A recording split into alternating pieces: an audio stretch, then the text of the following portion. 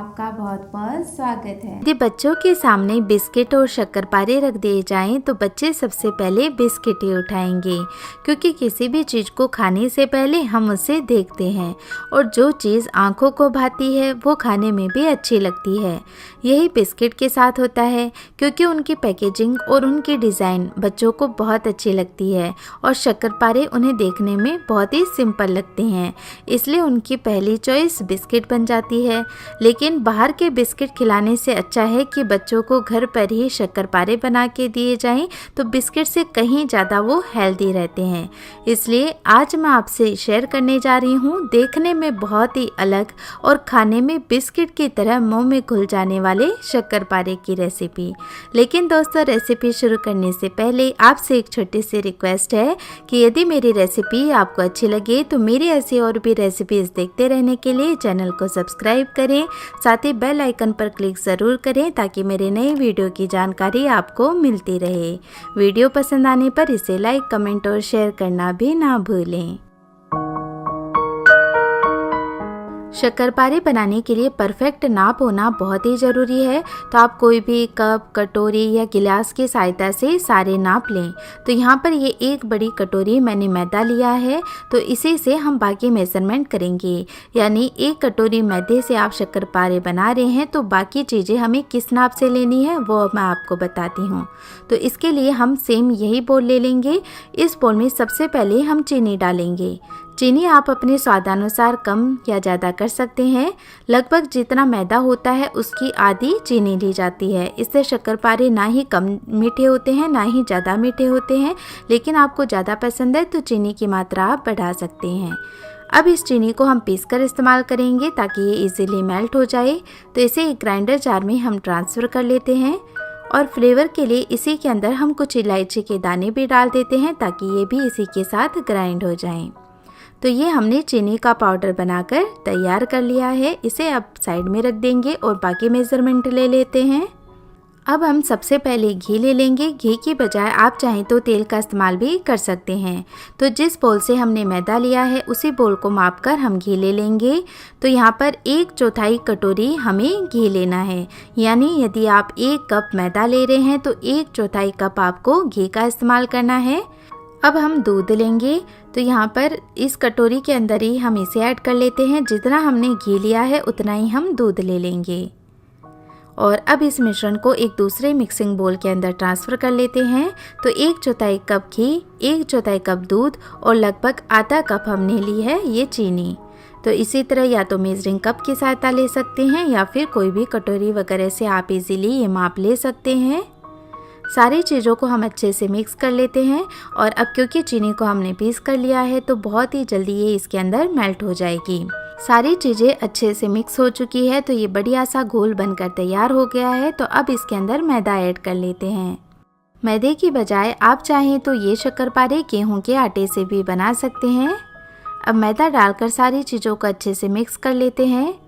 देखने में घोल बहुत ही कम लगता है, लेकिन जब हम इसमें मैदा डालकर आटा लगाते हैं तो ये बहुत ही सॉफ्ट आटा लगकर तैयार होता है, क्योंकि इसके अंदर हमने चीनी इस्तेमाल की है और चीनी जैसे ही दूध के कांटेक्ट में आएगी तो वो खुद का भी पानी रिलीज़ करेगी। इससे ये जो आटा लगेगा वो एकदम परफेक्ट लगेगा। इसीलिए मैंने कहा था कि दूध की मात्रा ज़्यादा नहीं लेनी है। तो ये देखिए बढ़िया सा सॉफ्ट आटा लगाकर हमने तैयार कर लिया है और अभी हम इसे रेस्ट देंगे तो ये और भी अच्छे से सेट हो जाएगा। तो इसे 15 से 20 मिनट के लिए ऐसे ही छोड़ देते हैं।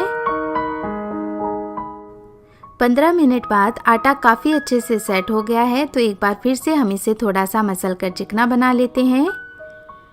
अब ये जो आटा हम लगाकर तैयार करते हैं ना ही वो बहुत ज़्यादा हार्ड होना चाहिए ना ही बहुत ज़्यादा सॉफ्ट। तो जब हम इसे बेलें तो ये इस तरह का होना चाहिए कि इतना चिपचिपा भी ना हो कि हमें इस पर मैदा लगाना पड़े या घी लगाना पड़े।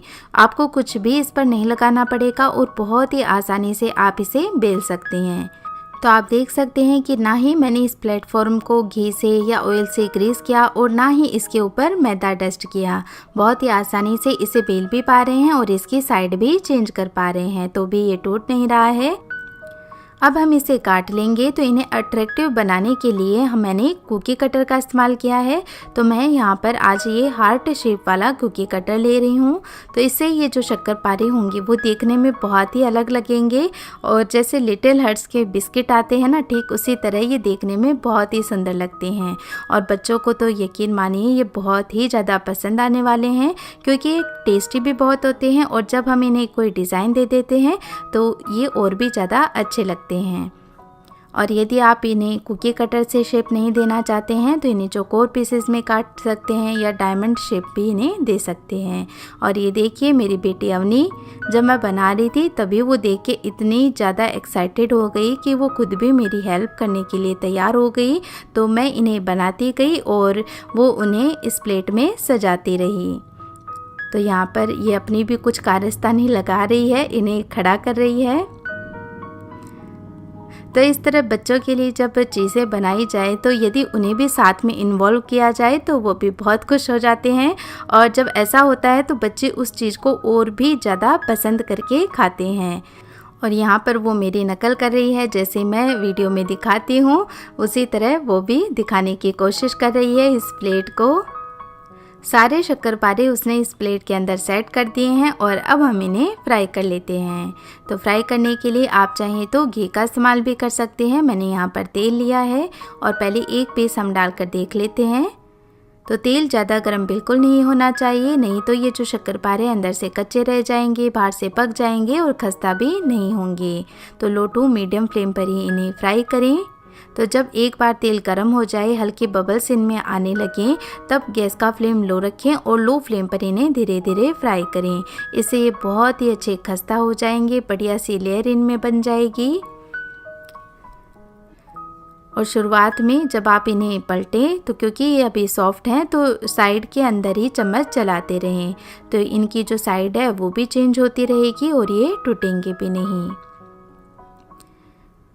शक्करपारे भी हम कई तरह से बनाते हैं, चाशनी बनाकर भी शक्करपारे बनाए जाते हैं, लेकिन आज जो मेथड मैंने बताया है वो बहुत ही ईजी है। बस आप परफेक्ट नाप का ध्यान रखें। तो ये जो शक्करपारे होंगे वो एकदम परफेक्ट मीठे भी होंगे, बहुत ही अच्छे खस्ता होंगे और देखने में तो ये देखिए आप बहुत ही सुंदर बनने वाले हैं। तो इस तरह से हमने इसे साइड में से चलाते हुए भी पलट लिया है और जैसे जैसे ये हल्के होते जाएंगे ये ऊपर आते जाएंगे और ये देखिए कितना सुंदर, कितना प्यारा कलर आ गया है इनका। तो थोड़ा सा इन्हें हम और फ्राई कर लेते हैं ताकि ये बिल्कुल भी कच्चे नहीं रहें और बहुत ही अच्छे खस्ता हो जाएं। जब आप एक बैच बना रहे हों शक्करपारों का तब आप दूसरा बैच काट कर तैयार कर लें, तो इससे दोनों काम साथ ही होते रहेंगे और आपका समय भी बच जाएगा। तो ये देखिए शक्करपारे देखने में कितने सुंदर लग रहे हैं और इन्हें निकालेंगे हम कोई भी जाली के स्टैंड या सीधी प्लेट पर आप इन्हें निकालें, अब्जॉर्बेंट पेपर पर ना निकालें, क्योंकि अब्जॉर्बेंट पेपर पर निकालने से ये सॉफ्ट हो सकते हैं। तो ये ऐसे ही खस्ता बने रहें, इसके लिए मैंने इन्हें इस जाली वाले स्टैंड में निकाल लिया है और बाकी के शक्करपारे भी हम इसी तरह से फ्राई करके तैयार कर लेंगे। और ध्यान रखना है गैस का फ्लेम लो रखें, आराम से इन्हें फ्राई होने दें, तब ये बहुत ही अच्छे खस्ता हो जाएंगे और बहुत ही प्यारा कलर इनका आएगा। तो ये बैच भी हमने फ्राई करके तैयार कर लिया है। तो ये सुंदर सुंदर लिटिल हार्ट्स वाले शक्करपारे बनकर तैयार हैं। आप इन शक्करपारों को अच्छे से ठंडा करें, ठंडा करने के बाद 15 से 20 दिन तक आप आराम से इन्हें एंजॉय कर सकते हैं। पर मैं दावा करती हूँ दोस्तों इसके लिए आपको शक्करपारे ज़्यादा बनाने होंगे, क्योंकि यदि आपने इतनी ही मात्रा में शक्करपारे बनाए तो यकीन मानिए एक दिन से ज़्यादा बिल्कुल नहीं चलेंगे। तो आप भी जल्दी से ये शक्करपारे बनाएं और कैसे बने मुझे कमेंट करके ज़रूर बताएं। और एक शक्करपारा मैं आपको तोड़कर दिखाती हूँ कि इसका टेक्सचर कैसा है। देखिए ऐसे साइड में आपको लाइन दिखाई दे रही होगी, इसका मतलब है कि शक्करपारे अंदर से बहुत ही अच्छे खस्ता बने हैं। और ये देखिए कितनी बढ़िया लाइनिंग से अंदर बहुत ही अच्छे खस्ता और सुंदर शक्करपारे बनकर तैयार हैं। देखकर कोई यकीन ही नहीं करेगा कि ये शक्करपारे हैं। तो आप भी ज़रूर से ये शक्करपारे बनाएं और वीडियो पसंद आया हो तो प्लीज़ लाइक का बटन ज़रूर दबाएं। अपना कीमती समय देने के लिए आपका बहुत बहुत धन्यवाद। मिलते हैं एक और नए वीडियो के साथ, तब तक के लिए बाय बाय।